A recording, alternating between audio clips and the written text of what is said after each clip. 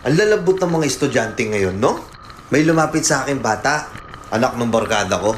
Lumapit siya sa akin, paiyak na. Sabi niya, kuya, bakit naman ganito yung mga teacher dito? Na-late lang ako, pinagalitan na ako ng teacher ko. Tangina, pinagalitan ka lang, mag-iyak-iyak ka na. Sabi ko, halika. May kikwento ko sa'yo. Baka hindi mo alam kung gaano katindi yung mga teacher namin noon, nung kabataan namin. Diba? Pucha, pag kami na late, automatic, pingot ka agad. Yung tipong halos lumipad ka na sa sobrang taas ng pagpingot sa'yo. Ha? Tinatawanan lang namin yon. Nagdadaldalan kayo sa likod? Maingay kayo? Pucha, naranasan mo na bang gamitin pansalo yung mukha mo ng lumilipad na eraser? Minsan nga magtataka ka pa sa teacher mo.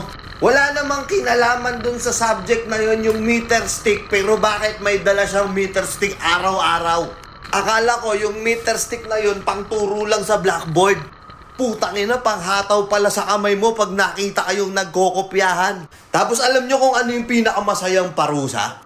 Yung tipong may barkada ka sa kabilang room, tapos sabay kayong pinalabas. Ang saya! Sabay kayong pinatayo sa labas ng kwarto nyo, nagkita kayong dalawa ng tropa mo. Tapos maririnig mo sa loob ng classroom. Ayan na, gayahin yan. Para pagka nag-ingay kayo at makulit kayo, palalabasin ko din kayo ng ganyan. Ha? Hindi yan papasok na yan hanggat di ako natatapos magturo dito. Tapos kayong dalawa ng barkada mo na pinatayo sa labas, tuwan-tuwa pa kayo. Aasarin nyo pa yung mga nasa loob ng classroom, nakala mo mas sila pa yung pinaparusahan. Tsaka kami noon, dahil nga sanay kaming makipaglaro sa labas, sanay kaming makipagtaya-tayaan, araw-araw kami nakikipaglaro ng agawan base, takbuhan dito, patindero kahit saan. Sobrang lakas ng binti at hita namin. Kaya kahit pag-squatin nyo kami ng 2 oras sa harap ng blackboard, putang ina, maning-mani. Basic na basic. Hindi ko lang alam ngayon. Kasi ngayon, pagalitan mo lang yung estudyante, putang ina, papatulpo ka na. Kasi katwiran nila, binabayaran namin kayo mga teacher, pinapasahod namin kayo. Tapos sasaktan nyo kami, hindi pwede yan. Diba? Oo, sobrang brutal talaga ng mga teacher noon. Talagang sagad hanggang buto kung disiplinahin ka ng mga teacher mo noon.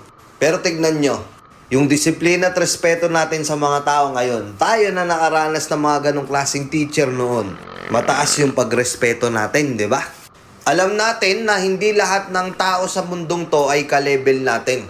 Di ba? Marunong tayong respetuhin kung sino yung mas nauna sa atin. Hindi tayo mapagmataas. Na porket teacher sila, binabayaran nyo siya, kayo nagpapasahod sa kanila, kailangan kayo pa o yung estudyante pa yung mas masusunod sa teacher nila. Di ba?